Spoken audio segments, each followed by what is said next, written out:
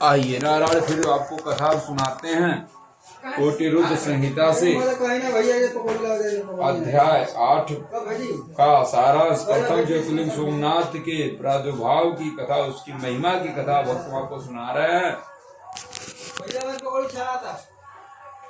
देख लो सही होता का तदंतर कपिला सही आवता। कपिला नगरी के कालेश्वर रामेश्वर आदि की महिमा बताते सूत जी ने समुद्र के तट पर स्थित गोकर्ण क्षेत्र के शिवलिंगों की महिमा का वर्णन किया। फिर महाबल नामक शिवलिंग का अद्भुत महात्म्य सुनाकर अन्य बहुत से शिवलिंगों की विचित्र महात्म्य कथा का वर्णन करने के पश्चात ऋषियों को पूछने को वह ज्योतिर्लिंगों का वर्णन करने लगे। सूत जी बोले, ब्राह्मणों, मैंने सदगुरु से जो कुछ सुना वह ज्योतिर्लिंगों का महत्व, उसके प्राकट्य भाग का प्रसंग अपनी बुद्धि के अनुसार संक्षेप से सुनाऊंगा। तुम सब लोग सुनो। मुने ज्योतिर्लिंगों में सबसे पहले सोमनाथ का नाम आता है। बोले सोमनाथ भगवान की जय। सोमनाथ ज्योतिर्लिंग भगवान का नाम आता था। पहले उन्हीं की महात्मा सावधानों को सुनो। मुनीश्वर महामना प्रजापति दक्ष ने अपनी अश्वनी और 27 कन्या विवाह चंद्रमा के साथ जब किया था, चंद्रमा स्वामी के रूप में पाकर दक्ष कन्याएं विशेष शोभा पाने लगी।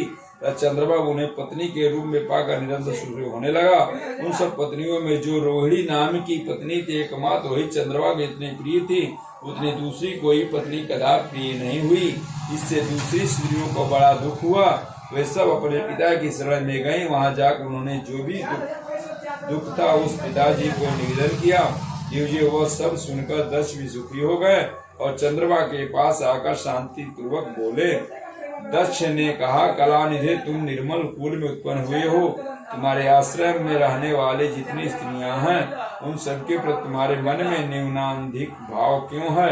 तुम किसी को अधिक और किसी को कम प्यार क्यों करते हो? अब तक जो किया सो किया, अब आगे फिर कभी ऐसा विषमतापूर्ण बर्ताव तुम्हें नहीं करना चाहिए, क्योंकि उसे नरक देने वाला बताया गया है।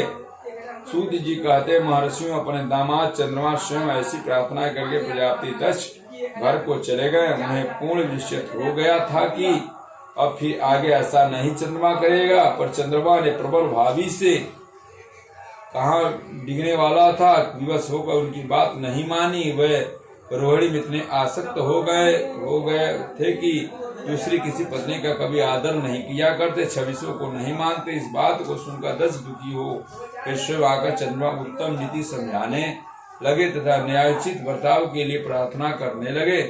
दक्ष बोले, चंद्रमा सुनो, मैं पहले अनेक बार तुमसे प्रार्थना कर चुका हूँ, फिर भी तुमने मेरी बात नहीं मान, इसलिए आज साफ देता हूँ तुम्हें क्षय का रोग हो जाए, क्षयग्रस्त हो जाए। सूत जी कहते, दक्ष की तरह कहते, क्षण भर में चंद्रमा क्षय रोग से ग्रस्त हो गया। काले बादल छा गया। उन्हें चिड़ होते उस समय सब और महान हाहाकार मच गया। सब देवता और ऋषि कहने लगे, हाय हाय, अब क्या करना चाहिए? चंद्रमा कैसे ठीक होंगे?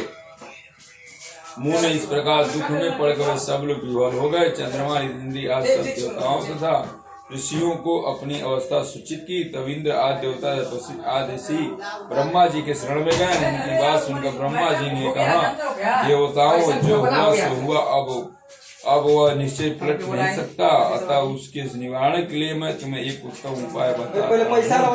आदर पूर्वक सुनो। चंद्रमा देवताओं के साथ प्रभास नामक शुभ क्षेत्र में जाए और वहाँ मृत्युंजय मंत्र का विधि पूर्वक करते हुए भगवान शिव की प्रार्थना करें। अपने सामने शिवलिंग का स्थान वह चंद्र इससे प्रसन्न होकर शिव उन्हें क्षय रहित कर देंगे। कथा तब देवताओं तथा ऋषियों के कहने से ब्रह्मा जी की आज्ञा के अनुसार चंद्रमा ने वहाँ 6 महीने निरंतर तपस्या का मृत्युंजय मंत्र भगवान सब ध्वज का पूजन किया। 10 करोड़ मंत्र का जप और मृत्युंजय का ध्यान करते चंद्रमा ने स्थिर होकर लगातार खड़े हो गए।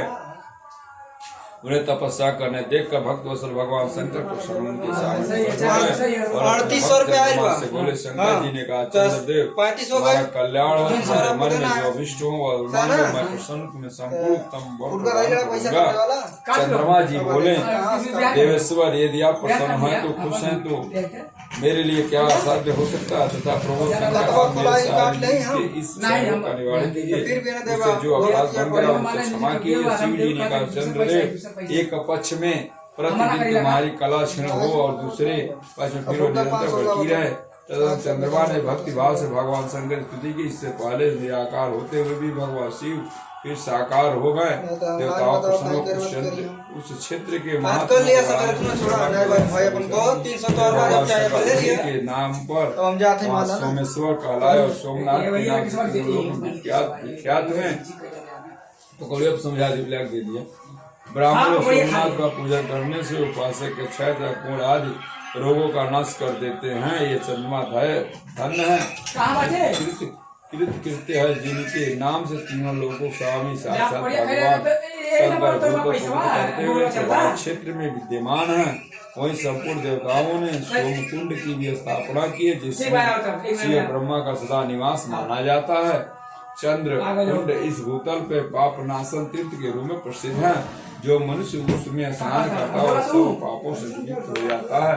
क्षय जो असाध्य रोग होते हैं वे सब उस कुंड में 6 मास तक करने से मात्र से नष्ट हो जाते हैं।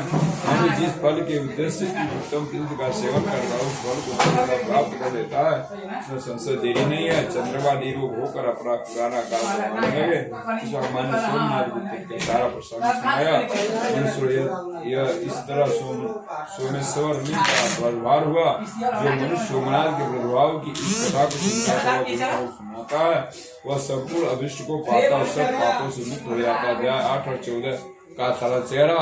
यह कथा श्री श्री 108 श्री प्रमोद कालीदास जी महाराज चंचल व्यास जी चुनरिया वाले बाबा 108 के मुखार बिंदु सुन रहे थे। इसमें जो भी टूटे उसे क्षमा करिएगा। यह कथा कोटि रुद्र संहिता से 8 पाठ 8 से 14 तक सुनाया जा रहा है। इसमें ज्यादा लाइक कमेंट बॉक्स में जय मां शुभ दिन मंगल माता कर सुख शांति जय माता रानी। छठ 6, 7, 8 को मनाया जाएगा। माता का सुख शांति जय माता रानी। सभी भक्तों को छठ माताओं को हार्दिक स्वागत करते हुए जय माता रानी।